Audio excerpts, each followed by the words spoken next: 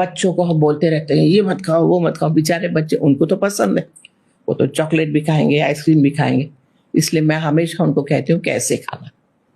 तो उसके बाद में तो सर्दी हो जाती है बच्चों को, कुछ ठंडा खाया यानी आइसक्रीम खाया तो एक तो खाने का तरीका होता है, क्या? आप मुंह में डालो, मुंह में उसको पिघलने दो, पूरा आइसक्रीम पिघल जाए, मुंह में फिर भी रखो थोड़ी देर, सलाइवा के साथ मिक्स हो जाए, फिर उसे अंदर लो, तो आपको कभी प्रॉब्लम नहीं होगा। रियली? यानी शांति से खाओ, आप खा के